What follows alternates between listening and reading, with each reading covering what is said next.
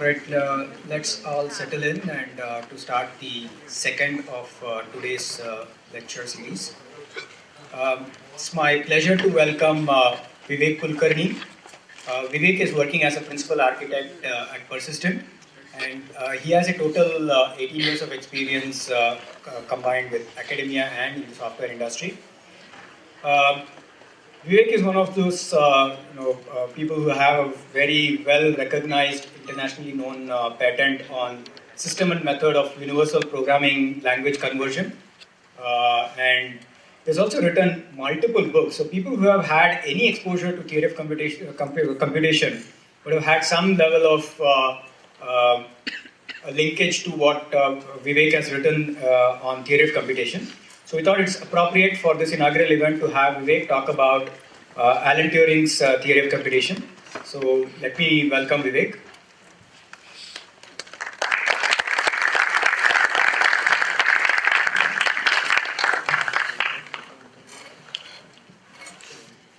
Hey, thanks, Venki.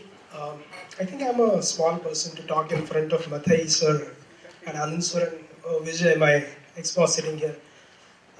I'm just a learner, a student of theory of computation. So far, I consider myself not even knowing 0.01% of theory of computation. Here, if you look at the slide, which is been saying Alan Turing's theory of computation, because theory of computation is perceived as a collation, aggregation of multiple theories together. I mean, the modern theory of computation study generally starts with automata theory, as you know, then Alan Turing's theory of computation, and generally, as Mathai sir told, it's about complexity theory as well. I think these three theories aggregated together makes a study in full sense of theory of computation. But I'm going to talk more about Alan Turing's theory of computation again. I've promised few of the people in the room that because they haven't heard of Alan Turing so far, and this is their first glimpse to what Alan Turing is. So I promise them that I'll make the lecture in such a way that at the end they probably will carry something even if they don't know anything. So there are many people whom I promised, I can see their faces in the room right now.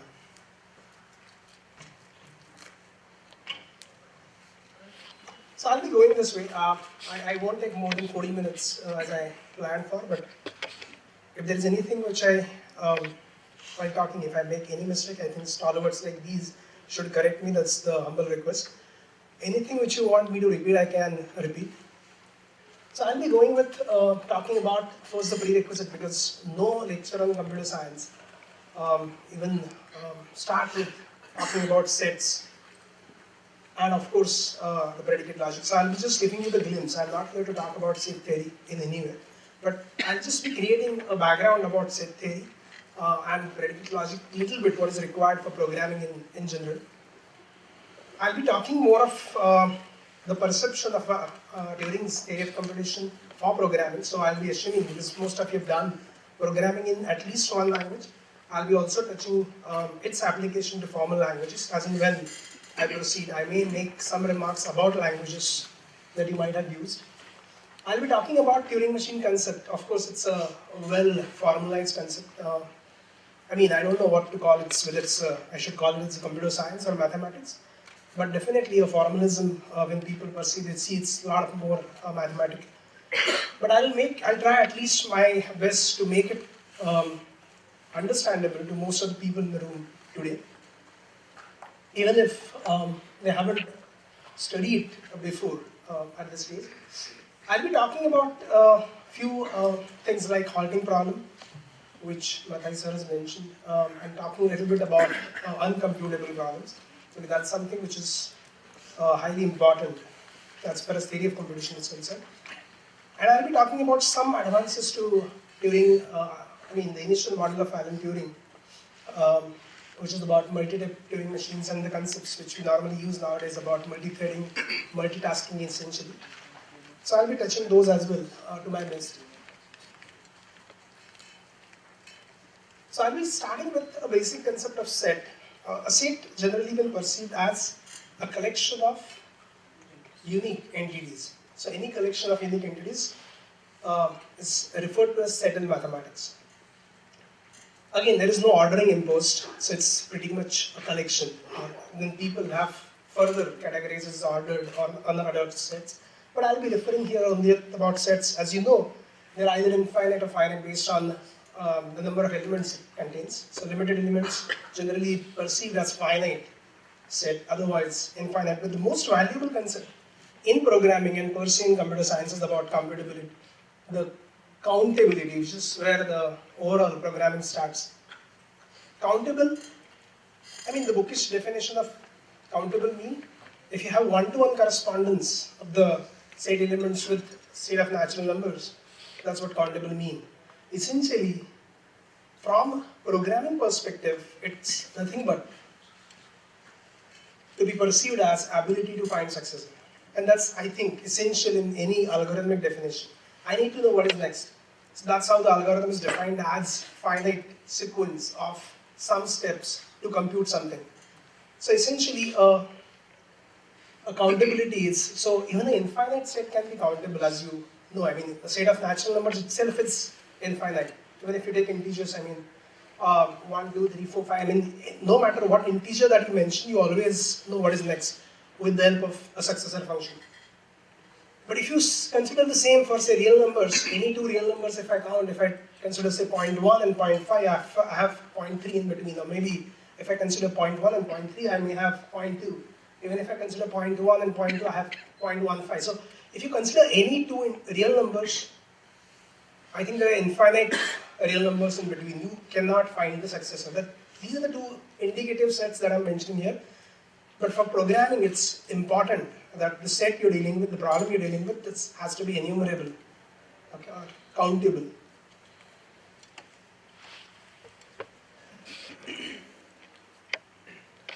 I've been cutting some portions from the slides.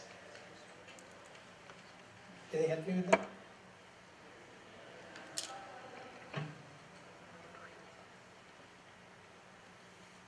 Just hold on for a while. So maybe while I proceed,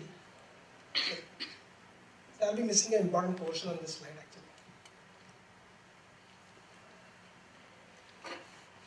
Okay, so let me proceed while they correct the issue. So actually I had this Cartesian product, something which is a next step where you're dealing with two sets. The other one is domain, other is your range. Essentially you're dealing with two sets. And Cartesian product is basically associating every element of the first set with every other element of the second set. Essentially, you're trying to form a relation. That's what we call it as.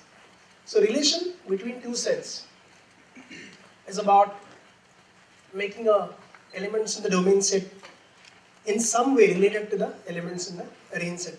Typically, in programming languages, we find functions. If you look through, for relations, it was one-to-one, one-to-many, many-to-many, many-to-one kind of relations. So essentially, you talk about any element here may be related to multiple elements in the range set. As far as functions are concerned, typically in programming languages as well, it's what's been perceived as you generally have a single return value. So you're just talking about a subset of relations where you deal with, you either give one input or multiple inputs. At the end, you expect a single output. The more prominent of all of these, as far as theory of computation is concerned, is about the operations, because you're playing with symbols. And another perception of theory of computation is about symbol manipulation system, ultimately. So operation is essentially something which deals with a single set. For example, if I add two integers, I'm bound to get an integer. Okay. Probably if I do a division, that's the reason integer division is separate than real division, you're bound to get some integer number. Exceptions are there, like divide by 0. But say, an example of which is relevant here is about concatenation. If I'm trying to concat two strings, I'll get the third string. So the notion of closure is something which is very important. I think, can you solve the problem? Otherwise, I can take a pause. Okay. So basically a notion of closure, that's the word which is quietly been read while you're reading any book on theory of computation. Closure has multiple meanings. Of course, the meaning that one that is about recursively applying the same operation. The operation is basically a closed function. You're dealing with a single set ultimately. So no matter what you operate on, you'll always get a result which belongs to the same set. So it's a phenomena, that's the particular concept of closure. It's pretty important as far as theory of computation is concerned. We're going to talk all these and probably we'll be referring to all these once we go along.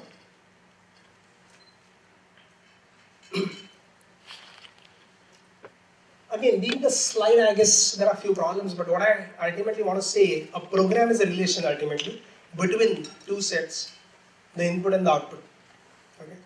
So typically people, the students, typically engineering students have a disconnect between what discrete mathematics that they learn and then they try going and learning theory of computation. They always have this question about why I'm learning all this. Okay, I'm just trying to make it clear so that I'll refer to it later during the lecture.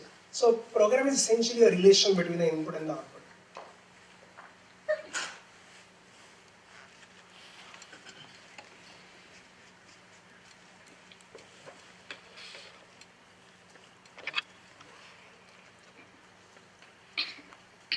Okay, there are a few essentials. That's the reason I'm actually calling them as prerequisites as well. If you look through, there are different theories which talk about the same thing, which you can connect to. For example, you have a subset relation, where you say if a particular element belongs to a set A, then it also belongs to a set B, which in programming terms we call if A then B. If you go to propositional logic, you say A implies B, ultimately. So all these are equivalent theories in general. At the end, I'll be talking a little bit about all these theories because there are different models of computation, one of which we are going to discuss here, which is Turing's theory of computation. But otherwise, apart from Turing machine, there are n other theory of computations, models of computations, which are equivalent to Turing machines. And that is something which is a concept which I require here is about a state machine. So concept of a state machine. A state, why do I need a state machine? So it's basically about if I try to model a program, looking at a behavior of a particular program over the time, that's what state is. So state is like a snapshot of a machine, a particular behavior of the machine at a given point in time. The machine may work differently at different times. For example, the example which has been portrayed here is of a binary adder, which is with any book on theory of computation generally starts with. So for example, if I want to say at 0 plus 0 in binary, people generally say the answer should be 0, but suppose the machine is in the carry state, the answer will be 1.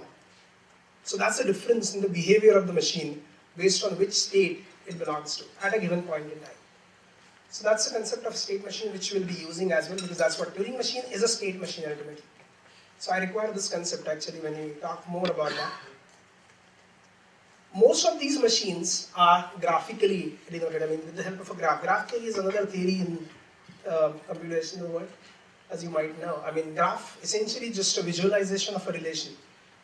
Okay, so I would also say that I may use program or I can model a program as a graph, or even I can say a graph can be a particular graph which has been a state machine, can be a program.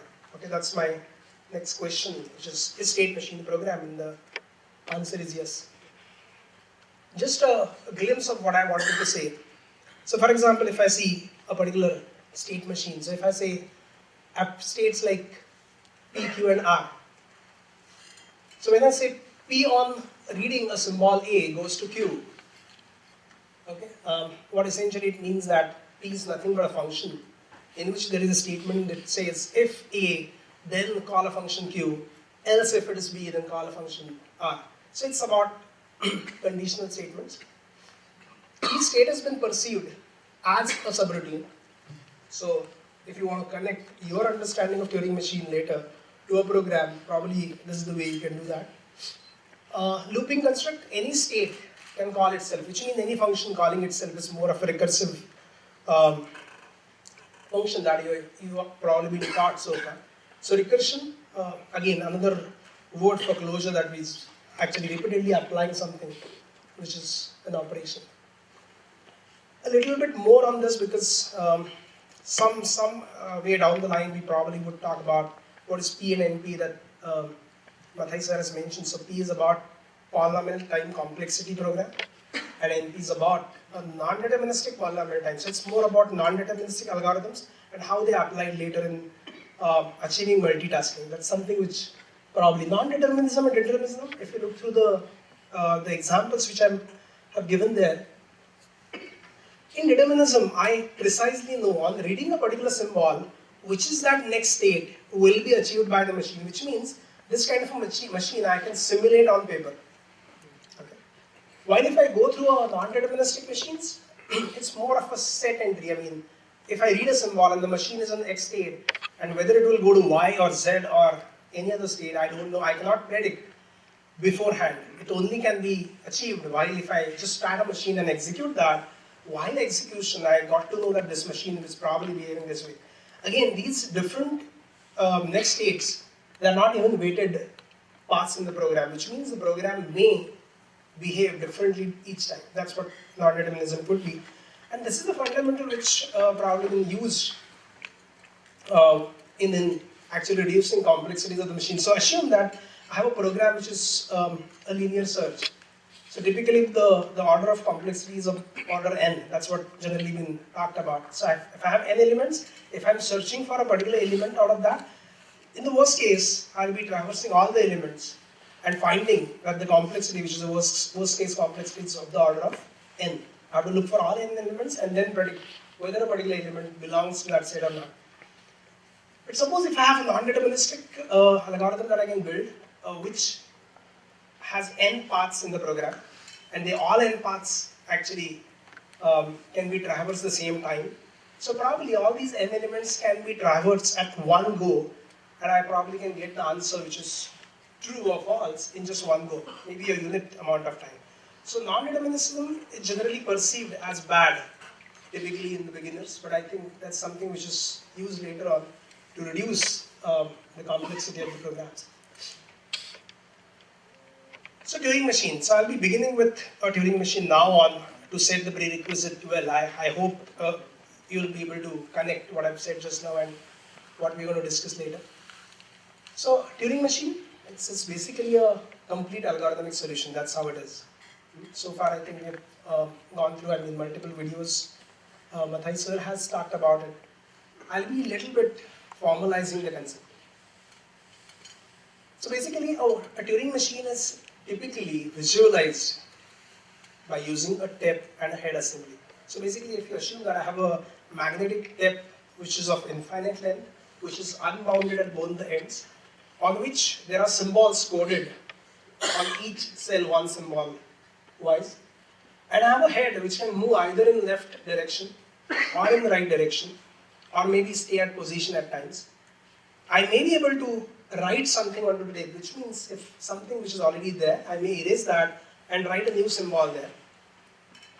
Then that is something which has been achieved using a Turing machine. That's what Turing machine formalism is all about. There are three actions which I've mentioned there. So three actions that the Turing machine can perform in one go. One, change the state. Second, so upon reading a symbol, what you can do is, in a current state, if you read one symbol, now you have to take a decision. So it's more of a conditional statement we're talking about. I'm in this state, I've read the symbol, now what can I do? The machine can write a symbol, which means erase the old symbol, write a new symbol onto the tape. A second action would be you change the state based on what symbol you read. Like in binary added example that we've seen. Suppose if I have a state which is a no carry state, and if I read a input combination which is 1, 1. So if I add 1 to 1, I will get a answer which is 0 but with a carry 1, which means the machine is going to make a transition to a new state. Right? So that transition to a new state is something which also is an important action. So you can change the state, you can change the symbol, and the next thing is you either can move to the right by one cell, you can move left by one cell, or if you may, your algorithm requires that you may stay in position, you can. So these are the three actions which are important actions. They are coded into a matrix called as functional matrix. Functional matrix is more of a formalism of algorithm that we're going to see. So a functional matrix is essentially a soul of the Turing machine, which is now we term it as algorithm. I don't know whether it's visible, but something which says the symbols, I guess, are not suited because it might be using a different version, but typically I'm calling a functional matrix here as delta, not visible, so I'm just using that. So maybe if I have to use a pointer, I guess this is something which is delta. So I'm saying delta Q cross the tab symbols, set of tab symbols. A cross is more of a Cartesian product. A Cartesian product is more like the way you write C functions. So for example, you say, I have a function which takes integer parameter and a character parameter and returns me a bool value, which means essentially you can pass any combination of integer and character to a function. In mathematics, it's been denoted by a Cartesian product notation. So I'm saying that if I have a current state, if I have a symbol from a tab that I read, which makes me go to a new state if I want, I may erase it to a new symbol here and I may change the direction. So these are the things which a functional matrix would code, and that's what your algorithm is going to be. Now this has slightly been aligned with what Dijkstra has proved a way back. And Dijkstra is again a mathematician which you guys are aware of, I guess. So from the graph theory, I guess shortest path algorithm is something which is more fundamentally known to all. Dijkstra said any program in the world can be written using only three constructs. Either you have a conditional statement, one looping construct, and an assignment. So if you look through a Turing machine, which of course is devised later, see, you have a choice. On reading a symbol, what do I do? So that's a conditional statement which is already there in place. You can erase a symbol and write new, which means you have a kind of an assignment. A loop is more of, I can decide my next state is also going to be the same state. So it's more of a looping that I'm introducing. So with the help of a Turing machine, you actually can write any algorithm, any damn algorithm, if you wish to. Of course, the program has to be computable for that.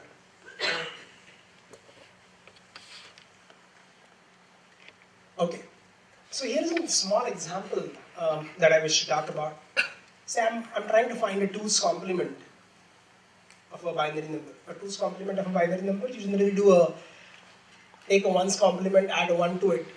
So if this is my original number, 0, 1, 0, 1, 0, I get the answer as 1, 0, 1, 1, 0. The shortest method for that, as you already know, maybe from your college days, that I start with this. I start from the right end of the binary number. Till I see the first one, I just ignore what I read. Means I'll be reading a symbol, I'll be probably writing the same symbol there, if you want to say that. Or otherwise I can say I simply ignore that symbol and proceed.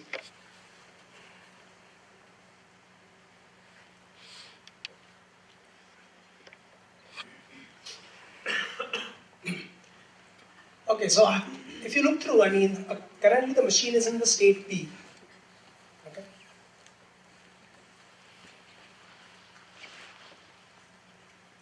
The machine is in the state P. If you read the first symbol 0, the machine doesn't do anything. If you look through these functional matrices, I have written in the form of quintuples. Quintuples, the current state, the current symbol that I read, a next state, what new symbol I'm going to write, and what is my next direction. So if you look through, what I'm saying is, in a state P, if I read a symbol 0, don't change that symbol, don't change the state, and just move one position to the left. Okay. So if I have to simulate that, the machine will just move one position to the left and will retain its state, which is P. If I go and have a look at the next quintuple, which says in state P, if I read a symbol 1, I still don't change that, but I change a state because that's the symbol 1 that I have read from the right. The logic says you start with the rightmost symbol on your tab. If it is 0, skip that till you see the first one. If it is the first one, don't change that, but beyond that, every symbol which is a 0 to be replaced as 1, and every symbol which is 1 to be replaced as 0. So if you look through, you have a symbol which is 1, 0 will be retained as it is in the answer. But if you have a 0 here will be changed to 1, the 1 has been changed to 0. That's what the screen table that we are talking about will do. So in P1, I'm simply going to change a state, but I'm not going to change a symbol. Now in state Q, if I read a symbol 0, what do I need to do? Because I've read the first one, now in Q, if I read 0, I'll be changing that to 1, and I'll be moving one position left without changing a state.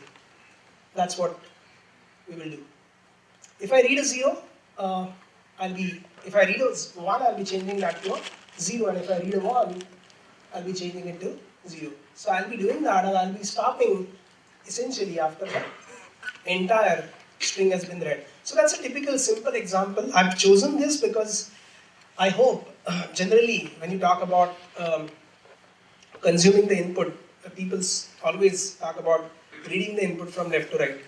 I've just taken this example where you even can start at any position because you have an ability now to move towards left or to the right to achieve what you have.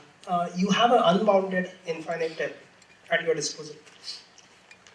If you look through, there is another representation which is not very good in seen here due to the problems we have. I guess the aspect ratio problem is still there. But that's kind of a graph. Maybe I can point it at. I have a state P and I have a state Q. In state P, I read 0, I stay there. So there is a loop which is slightly misplaced here because of the aspect ratio. P will transit to Q if the symbol is 1. In Q, every 0 is replaced as 1, every 1 which is replaced as 0. Okay? So that's a graphical way of looking at your program. So either there is a functional matrix, either there is a set of equations which are quintuples. So there are 5 things which I talked about, and either there is a graph way of looking at a program. So different representation that you might use to denote your algorithm. Now in Turing theory, the most important concept is about whether my function is computable or not computable, or at times there is also a concept which is called semi-solvable problems. So for example, if I'm talking about a computable, completely solvable problem. So for example, if I'm doing an addition, a simple example of course. If I'm trying to get addition of 2 integers, I always will complete that problem because there is nothing else. There is no imposition. The only imposition is that my inputs are integers. Okay? But if I write a problem which is say finding factorial, and mathematically we all know that factorial of a negative number is not defined, which means my factorial is a partial function. Okay? So there is a concept of total recursive function. So I'm not going in details of recursive function theory which Mathai sir has talked about, but just giving you a glimpse of what it is. So semi-solvable problems, they are typically the partial recursive functions in mathematics. They are analogous to that. And that is exactly the larger class of languages or problems that are computable using a Turing machine.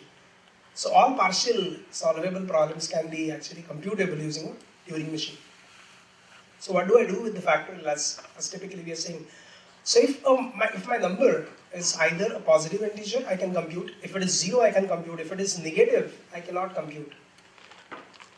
So the problem is if I design my algorithm, generally if you write a program, you typically use exceptions to handle that situation. Okay. So in Turing theory, I would say if a particular problem is in my domain, if the input is in my domain, so if it is 0 or a positive integer, I can solve that. If it is an invalid input, my Turing machine may go into the loop. So there is a more of a responsibility to the user who is going to use my algorithm. Okay, later I think there are different ways of designing system, and people talk about design by contract and all that later. So it's more of a premise and conclusion. If you follow that the requirement of a factorial is either 0 or positive, I'll always produce you the answer. But if you give me a negative number for which the machine is not coded, the machine may go into the loop. I'll not take the responsibility in that sense. In programming terms, it's exactly where you go for exception theory. You probably implement an exception which will throw out a useful message to the user or handle it yourself in some way. So solvable problems and semi-solvable problems, and there is another class of problem which we're going to talk about is the unsolvable problem or the halting problem. Okay. Now, before actually making a lead to halting problem and talking more about that, I think we also need to learn about how this Turing machine has been perceived or can be perceived as the modern computer. Okay, and what is this universal Turing machine is all about? So that's been much talked, and that's what been expected to cover here. Turing machine, I hope you understand. It's a simple algorithmic machine, and it relies only on the a simple physical mechanism of tape and head, as we all know by now, and the concept of a state. A tape is all consist of symbols, so it's more of just replacing one symbol by the other. So later, there are other different models of computations, which are called production systems, which I'm going to mention later. So it's more of a symbol manipulation. So any program execution is merely a symbol execution. Or even a few people even talk about that nothing really gets executed, things only simulate. So I'll be coming to that as well. So Gödel was a mathematician, and I mean, the work which he has done is much way before Turing could write his paper. I think in 1931, Gödel has actually written a paper on numbering, which is for a different proof that he was working on in mathematical logic. But I'll be just taking that because that has been later applied to even Turing theory. Okay.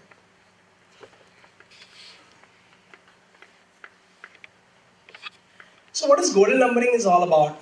So Gödel says you assign a unique natural number to every symbol that you're dealing with. Okay. Any language that you're working with have symbols. So any problem that you're dealing with, you will be starting with symbols because there are inputs and outputs. So you will be actually coding some input and getting some output. That's what you generally do. I mean, you play with symbols. Assign a unique natural number to every basic symbol that you want to use. Now, if I have a sequence of symbols, because ultimately you're just trying, if I have, say, a symbol 1, 0, and 0, and if I have to concat them to make it, say, 100, which is an integer, or maybe 100 as a string. So ultimately, I'll be making sequences of the symbols and then playing with those sequences ultimately. If I have a sequence of symbols, say for example I have x1, x2, xn, how do I encode that? I take the first n primes, so the primes that are considered here are 2, 3, 5, 7, not 9, 9 is an odd number, 11, 13, and so on. And you just represent the Gödel numbering for that particular sequence, where you raise that x1, x2, which are the individual symbol codes, to those particular binary, those particular prime numbers. So it's a product of primes with each of the prime raised to a power of a particular number which has been assigned to each symbol. That's how you code a particular sequence using a Gödel numbering, which will always give you a unique number. And that's basically been taken from a number theory, which is at the background, of course, where number theory says any number that you take, any integer that you can take, you can actually code it as product of primes. So the example which I've given here, that's if I consider 10, it's basically 2 into 5. If I take 24, it's ultimately can be written as 2 raised to 3 into 3. So ultimately you actually can code or break down any number into as product of primes. So that's the basis being used by Gödel to actually encode each of the symbol and each of the sequence that you found. Now why we are talking about it? Because ultimately what we need to do, say if you need to envisage your modern computers as a Turing machine, what modern computers do actually, they take your programs that you write, load them into the memory and ultimately execute them. So what does this loading of a program means and what does this execution means? That's what we're coming up at. For which I need to talk about encoding because this is sounding familiar to what machine code that we generally refer to. So I'm taking the same example. I have P and Q as two states. I have symbols that I'm dealing with are 0 and 1 because have written a Turing machine which will just find 2's complement of any binary number. And the functional matrix that I have, that P on 0, just keep the 0 as it is, don't change the state. If it is 1, changes the state. If it is 0 in state Q, it changes 0 to 1 and 1 to 0. That's what the problem we were discussing. Now if I just take the first combination, which is P0, P0 gives me 0 PL. So I'm talking about this quintuple. How do I encode that? Now, assuming that for each of the symbols in different states that I'm talking about, which is set of states, I have two states. I can give code 0 to P and say 0, 0 to Q. I have three directions, L, R, and N, left, right, and no movement, suppose. Then I'll be coding them as say 0, 2 zeros, and 3 zeros. 0 and 1 are the symbol that I'm dealing with. I'm using 0 means a single zero and 1 means two zeros. Then this particular quintuple can be encoded as this, where I've used 1 as a symbol which will separate them out. Okay. So if you look through, I'm talking about P0. P means single zero, 0 means single zero. They are separated by 1. Then a 0 which is also a single zero. P is a single zero. And L which is also a single zero. So they're all 5 symbols together. That particular quintuple I'll be encoding as in binary format.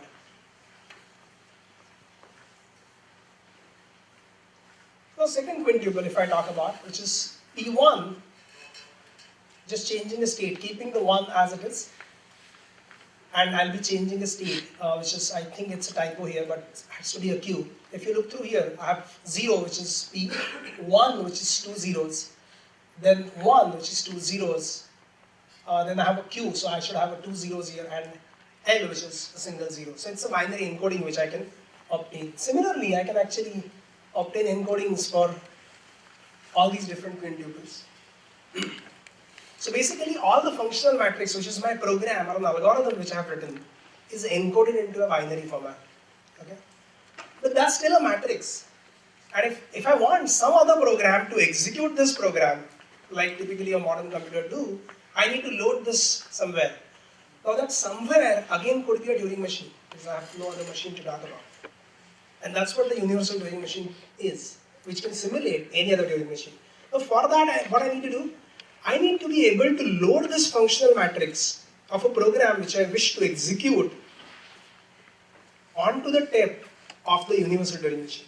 So which means I need to make this matrix linear. Okay. So essentially this is what the machine code of my program or the encoding of my functional matrix is. What I've done, I've just applied a row measure ordering on this matrix. So I have the first quintuple. Now instead of single one, I have used double ones here. So these double ones are used to segregate different quintuples. Now if I just put them linearly, I'll get an encoding of the entire functional matrix for my Turing machine. So this is the Turing machine which I wish to execute by some other Turing machine. Now let's first understand what is that simulation is all about. Simulation? Yeah. So how, though you put the double twos to separate out the quintuples, Yeah. but how exactly this machine will figure it out? Okay, this is just a separator. That means why it is not a part of that quintuple? Precisely. So this is something which has to be taken up by the algorithm which will simulate that machine or execute that machine. I'll be coming to that in a little while. So let's first understand what a simulation means. Simulation, execution of a program for a particular input, for example. So let's take the same example which we have. Here I have shown a view of a particular instance of a machine. Okay? I'm trying to simulate the machine, which means as if you're doing an F5 on your computer, actually step over to a next step and see the execution.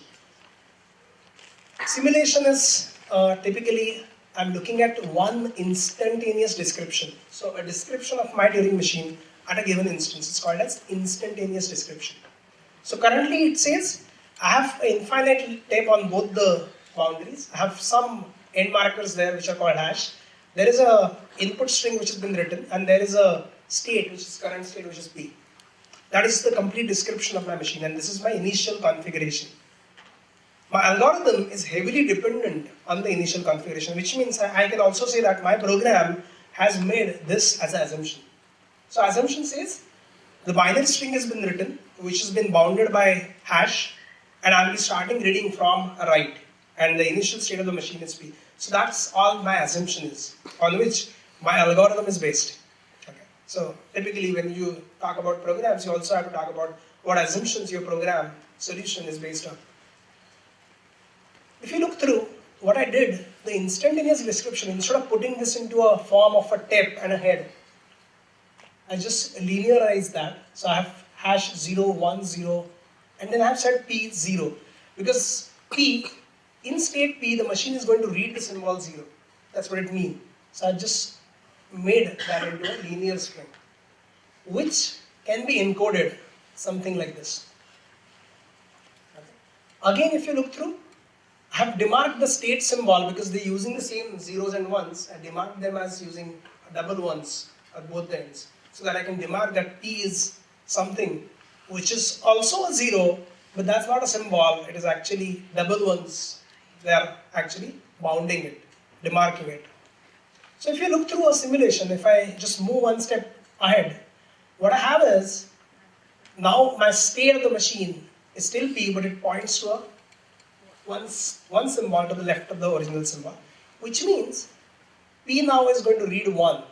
0 has been kept here. So if I have to linear that string, I'll look at like this, or if the binary encoding of that would look like this. So maybe if you go along, you have different instantaneous descriptions of the machine till your machine starts. Means you have some final, the initial encoding of in some binary format, and there is some final encoding at the end. This is what exactly happens within our machine, right? When you execute it, when you load a program and try to execute, ultimately there is some binary sequence of some zeros and ones would change over time to get you to some final sequence of zeros and ones. And because you have some device drivers or some mechanism through which you would get it printed onto the screen or printed onto the paper, or maybe stored in some database, ultimately they're all programs. So this is what really happens inside a machine. Nothing gets really executed, something which really gets only simulated. This is what a universal Turing machine, I have to just talk about. A universal Turing machine is the machine which can simulate any Turing machine, any other Turing machine, which you can write. So this is just to connect you with your understanding of machines. So typically you have code segments and data segments, or you call them as user area or program area, or you have a data area, which is where the input string has been simulated on. We have seen that the program area is nothing but the encoded functional matrix of some other TM that you wish to simulate, or some other program which you wish to execute. A data area is where you actually load the input on which you want to simulate. This is what the initial configuration of your machine, which has the information about what data you're going to work on and where the head points to. And the system area has to be an imitation algorithm. This is where I think your question was about. That you need to write a functional matrix or an algorithm of that meta program which will understand that encoding. So whether it's 2, 1, I mean that's the example which I gave. Again, there are n number of encodings people have tried, and there are n encodings exist in the world. As I've just taken that to simulate and just to put that as an illustration here. So just because I have made double ones doesn't mean that that's the standard. No, it's just an example, illustration. I need to write, based on my encoding, I need to write an imitation algorithm.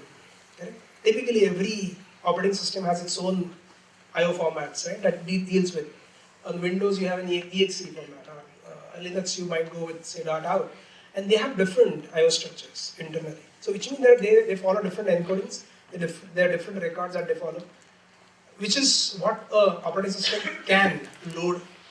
So maybe an executable, if I talk about, if I wish to load on Linux, probably it will not. So essentially the operating system or my imitation algorithm or my meta program which simulates, which executes, which loads other TMs, other programs in memory, need to understand essentially the format of encoding.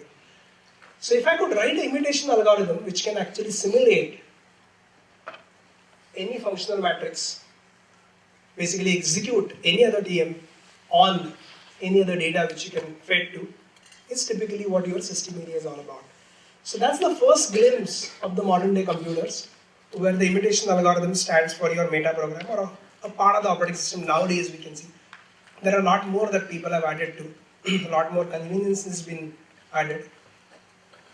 But that's what your first computer was on paper, which is the paper model. Of course, Turing later has, as Mathai sir has even tried to formalize that concept into S, which comes later. Say typically the later part is about adding convenience.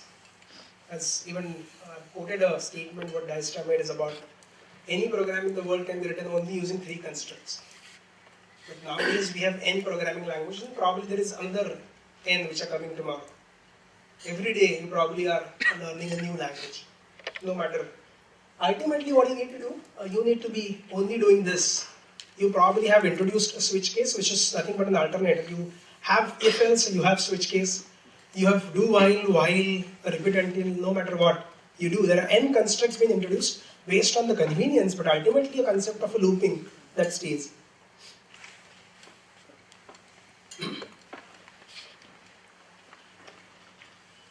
Okay. So there is a halting problem which also, once we're talking about computability, we talk about Turing machine and we say anything which is computable. Later also people have started calling it something which is Turing complete or Turing computable. For example, the programming languages we deal with today are also called as Turing complete languages. So any other model of computation which people have devised later, people have started calling it as Turing complete because Turing model of computation is the one that doesn't rely on any assumption.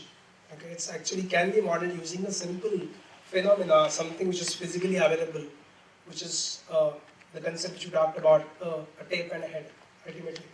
So that's the theory which doesn't rely on any assumption. But ultimately, you also need to know what may or may not be computable. So that's what halting problem is all about. The statement of the problem is something like this. If you give, so typically before you go through that, if you give an input to a Turing machine, there are 2 possibilities you can have based on whether the problem is solvable or semi-solvable. You can see that the machine will halt after a finite number of steps, typically taking the example of a partial function. Of course, if I give a positive or 0 input, I can find factorial, but if I give negative, I don't know what machine would do. It's not been ready to handle that. The machine may loop forever and may not come back if you give an invalid input. So the problem, which is halting problem, which is about, can I actually take any TM in the world and can my meta program or my meta TM ever decide whether that particular program will halt after a few steps, after a year, after a few years, in my lifetime and so on. That kind of a problem is undecidable. There are limitations. So problem of algorithmically determining whether a given TM or a given program ever halts or not is something which is uncomputable problem or unsolvable problem. I'm just giving a simple example. Probably I'll be giving a better example which is later on the next slide. Suppose if I assume that I have a PMT, okay, I'm just probably, I don't know whether it's visible to the audience on the back bench. Just reading it out, I have a TM which is T, whose description I've fed to a TMA. And suppose that particular TM, if I assume that this particular halting problem is solvable, in which case I'll be able to construct such a Turing machine, which will give me an accept message if my original Turing machine halts. Otherwise, will give me a reject message and still halts if my Turing machine T, which I want to simulate, will loop. Assume that something which, like this, I can build. Then I actually added a second indirection. I have, say, a Turing machine B, which takes a Turing machine A as input and try to simulate that. And if I simulate something reversely, whenever A gives me an accept message, the Turing machine will loop. And if Turing machine A gives me a message which is a reject halt, the machine B will halt. So essentially what Turing machine B is all about, it's exactly going reverse way of the Turing machine T, which is originally which I want to simulate. So whenever Turing machine T halts, this B will loop. Whenever the Turing machine T halts, loops, this new Turing machine B will halt. Now because the claim is that any Turing machine in the world you can simulate. Which means I'm talking about a generic problem. Probably for a specific program, I may be able to write a specific program which will test whether that will halt or not. But, I mean, using different theories people have introduced later. I'll not be talking about them here, but suppose, being a generic problem, can I give input B to itself? That's the question. So generally in compiler theory, you typically, suppose if I'm writing a compiler in C++ and for a language C++, okay, I'm writing a compiler, so I'm using a language C++ to code my compiler. And suppose I'm writing that compiler for a language which is also C++, then the self-test can be carried out. So compiler is also a metaprogram ultimately. So can I give my whole compiler code base to itself? That's possible because compiler relies only on the operational implications, on the operational semantics of the program. It doesn't try to find out whether the program is going in loops or not. Okay. This is slightly, I mean, there are many meta programs people have built, many case tools people have built, but this kind of problem which is, can I give a particular machine to itself to find out whether it halts? In this implication, if you look through, what I'm coming through is, this Turing machine B now will loop if the input Turing machine halts, which is also the same. So I'm getting into a contradiction if I try to build something on these lines. So such a generic program, which will take any other program, other is probably a misnomer, I should say any program in the world as input and decide whether that particular input program ever halts or not, is something which is till date unsolvable, no matter what machines you apply to, no matter what programming language that you bring it to the table next day. So there is a limit to the computability which is also, Turing has drafted along that. There is another way of looking at the halting problem. So diagonalization is something which is a concept introduced by a mathematician, Cantor, whose name was Cantor, in 1888, which is way back. But later it's been applied to even prove that the halting problem is unsolvable. So people have, so the assumption is, if I could prepare an infinite matrix where all the rows are the encodings of the Turing machines, all possible Turing machines in the world, means all possible programs that I can write.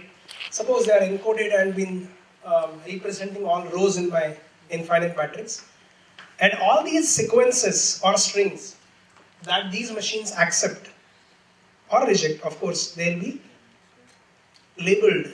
Their encodings will be placed on all the columns. I put 0 if this Turing machine 1 doesn't accept this sequence, which is 1. Then I put a 0. If the Turing machine here accepts the sequence, I put a 1. Okay. So there is an assumption that I can build such an infinite matrix of all Turing machines and all strings. Essentially, each of the row here will decide a characteristic vector of a particular machine or a program. Okay? 1 means accepted, 0 means not accepted. Provided I know the sequence, this particular sequence is my characteristic vector of a particular program. It's more of a program specification. But Cantor has proved that if I actually take all the diagonal elements, which is in this case are 0, 1, 1, 1, and if I take a complement of that, which is 1, 0, 0, 0, if you look through, it is not present in this matrix. So he showed that no matter whatever infinite matrix that you build in this way, if you take all the diagonal elements and complement them, you will get a different characteristic vector, which means a specification for a program which is already not listed there. So you will get to know a different program which is already not there, which means you cannot build such a matrix which will contain all possible programs in the world. So the assumption that we started with was wrong. So that's another analogy of basically showing that the halting problem is unsolvable. I think Cantor has used this to show the theory of infinity, where you actually assume that you know what this X infinity is all about. can you just, if you try, assume that infinity is something which I know and try to formalize things, you probably will get into a new problem which gives you a next level of infinity. Okay. So this is something which is also a showcase of unsolvable problems. Now this is something which I just want to mention, probably I'll not emphasize more on that. There are more conveniences being added, the concept of a multi-tape Turing machine. So assume that you have a Turing machine which has got multiple tapes, each can be simulated independently, each has a different head. Okay. Then I can achieve multiple computations in a single amount of time or unit time. Okay. At the same time, I would achieve multiple things. So it's more of multitasking. Later, if you have multiple processors, you may call it as multi-processing or you implement it as multi-threading and different things which have been.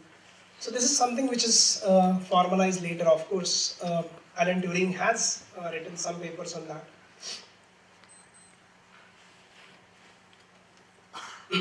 So maybe towards the end of my lecture, I hope I have finished it in time. Something which is I need to mention and without which I think these will not be complete. There are many other models of computations apart from Turing machines. And the prominent which has been talked about always is the lambda calculus. And there are a lot of debate if you just Google about Church and Turing and whether lambda calculus is more powerful or the Turing theory is more powerful. People always debate. The fact is, lambda calculus is more mathematical. It relies on the assumptions in mathematical words. So it's generally been referred to as mathematical. Whereas Turing is more mechanical. It just been doesn't rely on any assumptions.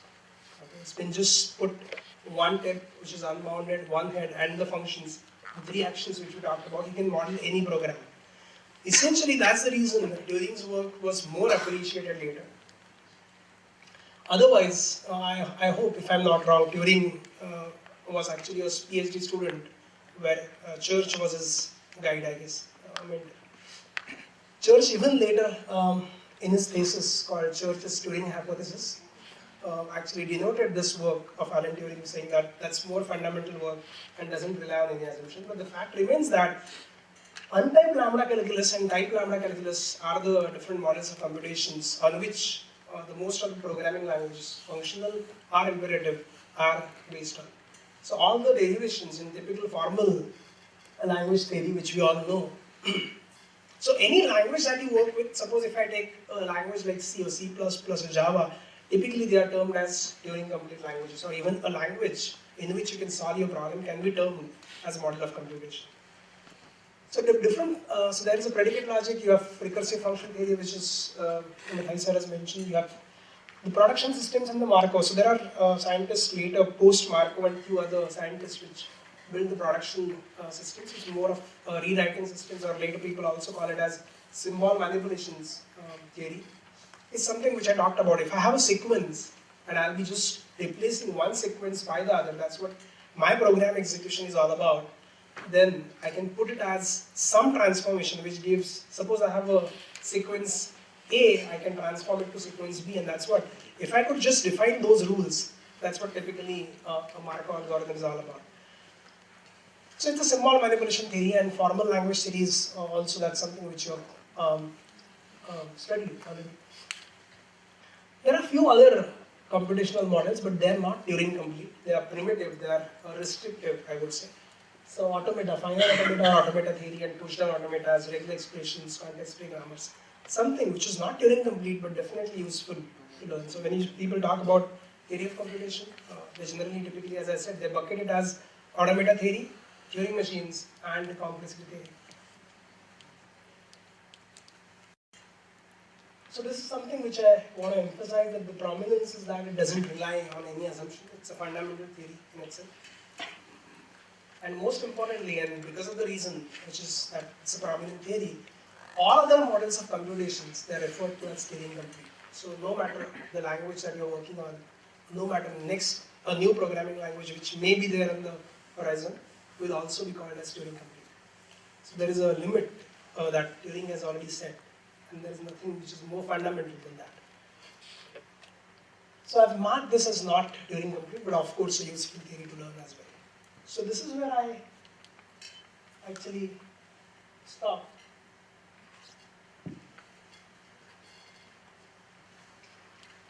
start.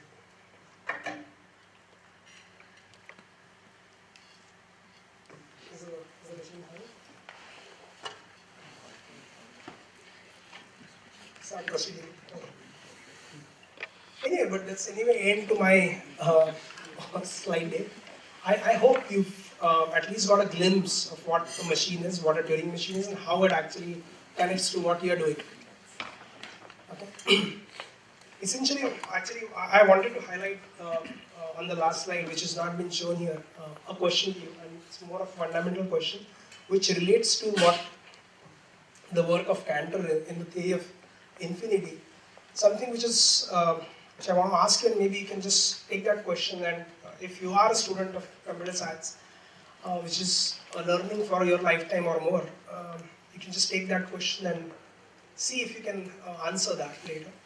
So the question is something like this: what is common among the infinity in mathematics, halting problem in computer science, and God in religion?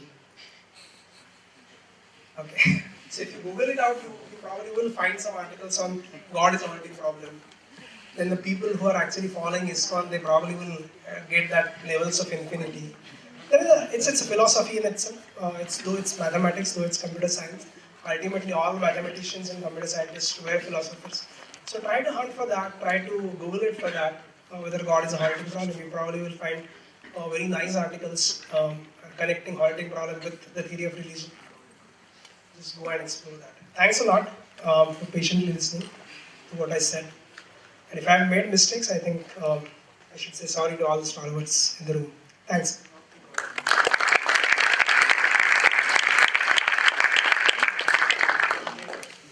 Yeah. So any questions? Anybody would like to? Again, no promise that I would be able to answer because I'm still a student of theory of computation. Regarding your last question, Yeah. can we say it is just a missing information? For example, if we say halting problem, if we don't know what is the required input, okay, the information is missing over there, then it is obviously unsolvable. Yes. Information again. I'm saying if I know the problem well and if I still cannot solve it, then it's something which is unsolvable. Yeah, but if you know everything, I mean to say, if you know each and everything, for example, just take an example of deterministic and non-deterministic. Every deterministic, we can say that every deterministic is undeterministic unless and until the required information is present over there.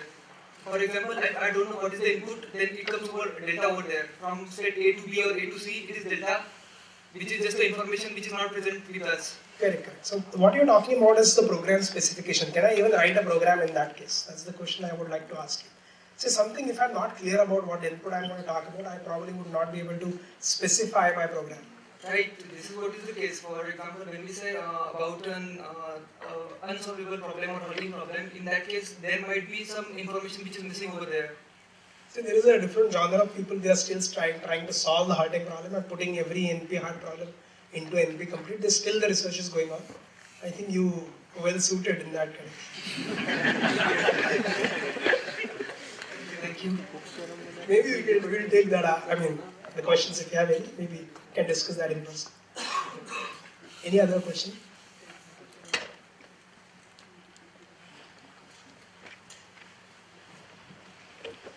So correct me if I'm wrong, but let me understand this Turing's contribution in layman's terms. So if 3 plus 2 equal to 5, the mathematician says it's 5, right?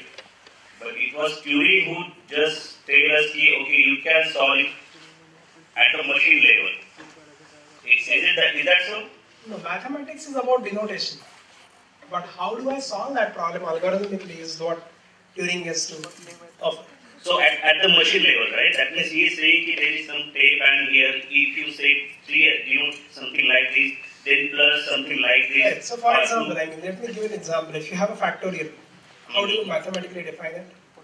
You will say a factorial of 0 is 1. Correct? The factorial of an integer n, which has been defined as n into factorial n minus 1, and undefined otherwise. So that's a specification, mathematical denotation of my program. Can I actually, how do I write an algorithm for that? Is something what Turing machine has to offer.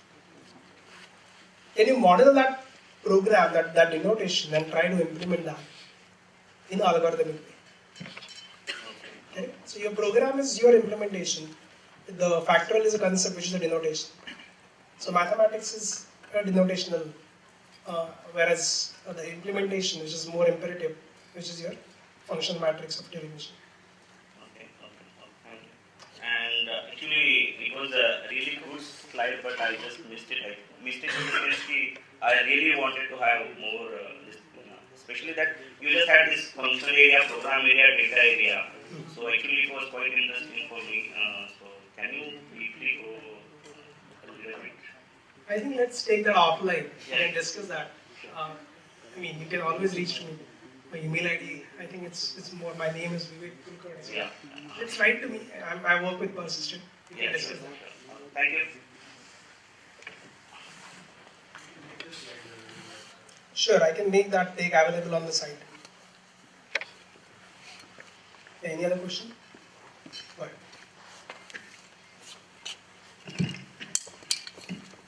Can you tell us something about Cook's theorem, where we try to prove P is equal to NP? We have learned it in third year engineering. No, I think let's not use this platform. Maybe I can take a guest lecture. If Shekhar is there, yeah, I think we can arrange a guest lecture in your college. Maybe and teach that up. One of the sessions can be about. Yeah, exactly. So the theory cannot be just spoken in 2 minutes. Okay? Especially about Cook's theorem or Rice theorem. You may talk about 10 other theorems. Much to talk about. I mean, a complexity theory, it's a complex theory in itself. It's not so easily digested. Thank you. Maybe you can approach your TPO. We can arrange a guest lecture, or maybe we can have a session with us, Anand has mentioned. Any other question?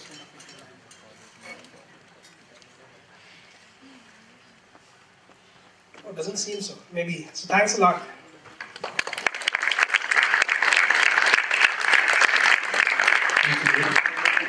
So with that, we come to the conclusion of today's sessions. I want to take this opportunity to thank Dr. Mathai Joseph for taking the time to be here today and set the tone for the rest of the events to follow. And thanks Vivek for articulating a very complex theory and taking us all back to our engineering days and explaining the concept fairly beautifully. I'm sure not all the questions are answered. So obviously the intent of these lectures were to also pique our interest, go back, read some fundamental books or Google and get some more ideas about how to apply these things to our day-to-day activities. Before we disperse, I just want to take a minute to just talk about the coming events. August 4th, the first Saturday in August, we'll have the Tech Talk by Professor Shyam Nawate from Georgia Tech. He'll be talking about, his theme is going to be focused around the Turing Award recipient Ted Cod, around database and concepts around databases. And the following week after that, that's August 11th, we have the 24-hour programming contest called Semicolons, which will be organized at Persistent. This time we are, as Anand mentioned, this is going to be centered around the IPL kind of format. And this time we are going to have every team to have at least a couple of students to be part of it. So students who are interested, please contact your TPOs. We'll work with your TPOs to facilitate your participation. With that, again, I thank all of you for coming here and look forward to seeing a larger crowd in the next session. Have a great evening. Bye-bye.